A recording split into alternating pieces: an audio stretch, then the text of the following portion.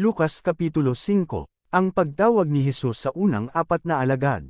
Minsan, habang nakatayo si Jesus sa tabi ng lawa ng Gennesaret, nag-uunahan ang napakaraming tao sa paglapit sa kanya upang makinig ng salita ng Diyos.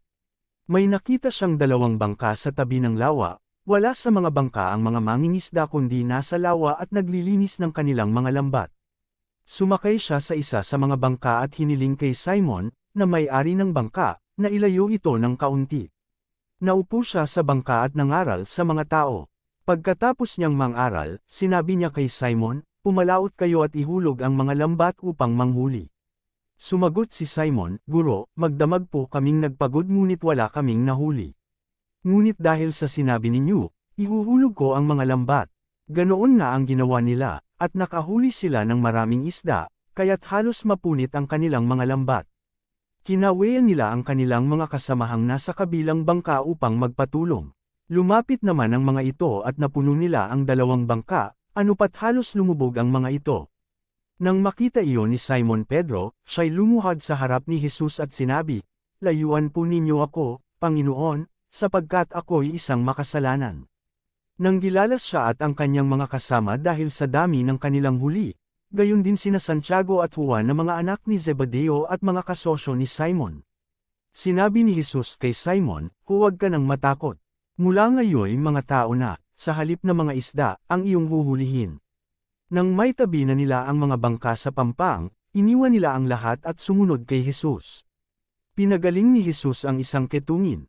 Nang si Jesus ay nasa isang bayan, nakita siya ng isang lalaking ketungin. Nagpatira pa ito at nakiusap, "Panginoon, kung nais po ninyo, ako'y inyong mapapagaling at magagawang malinis." Hinawakan siya ni Jesus at sinabi, "Nais kong gumaling ka at lumanas." At noon di nawala ang kanyang ketong. Pinagbilinan siya ni Jesus, "Huwag mong sasabihin ito kaninuman. Sa halip ay pumunta ka sa pari at magpasuri. Pagkatapos, mag-alay ka ng handog ayon sa iniuutos ni Moises bilang patuto sa mga tao na ikaw nga'y magaling na." Ngunit lalo pang kumalat ang balita tungkol kay Jesus, kaya't dumaragsa ang napakaraming tao upang makinig sa kanya at mapagaling sa kanilang mga sakit. Ngunit si Jesus naman ay pumupunta sa mga ilang na lugar upang manalangin. Pinagaling ang isang paralitiko. Minsan, habang si Jesus ay nagtuturo, may mga pariso at mga tagapagturo ng kautusan na nakaupo sa di kalayuan. Sila'y galing sa lahat ng bayan ng Galilea at Judea, at sa Jerusalem. Nasa kanya ang kapangyarihan ng Panginoon upang siya'y magpagaling ng mga may sakit. Dumating ang ilang lalaking may dalang isang paralitiko na nakarete sa higaan. Nagpipilit silang makapasok sa bahay upang mailagay ang may sakit sa harapan ni Jesus. Wala silang madaanan dahil sa dami ng tao, kaya't umakyat sila sa bubungan, binakbak ito at ibinab sa harapan ni Jesus ang paralitikong nasa higaan.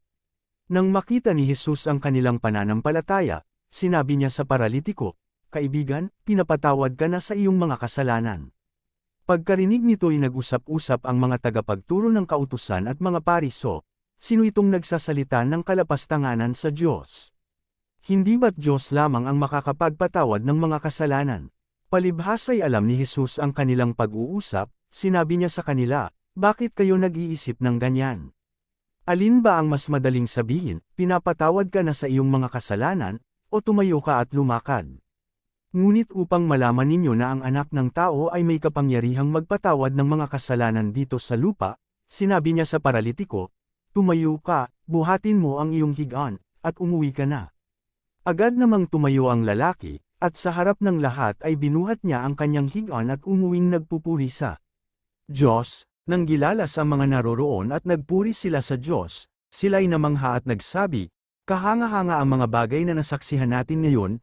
Ang pagtawag kay Levi. Pagkatapos nito'y lumabas si Jesus at nakita niya si Levi, isang maniningil ng buwis, na nakaupo sa paningilan ng buwis. Sinabi sa kanya ni Jesus, "Sumunod ka sa akin." Tumayo nga si Levi, iniwan ang lahat, at sumunod at naglingkod kay Jesus. Si Jesus ay hinandugan ni Levi ng isang malaking handaan sa kanyang bahay, kasalo niya roon ang maraming maniningil ng buwis at iba pang mga tao, kaya't nagbulang-bulungan ang mga pariso at ang mga kasamahan nilang tagapagturo ng kautusan. Sinabi nila sa mga alagad ni Jesus, "Bakit kayo kumakain at umiinom na kasalo ng mga maniningil ng buwis at ng mga makasalanan?" Sinagot sila ni Jesus, Hindi nangangailangan ng manggagamot ang walang sakit kundi ang may sakit.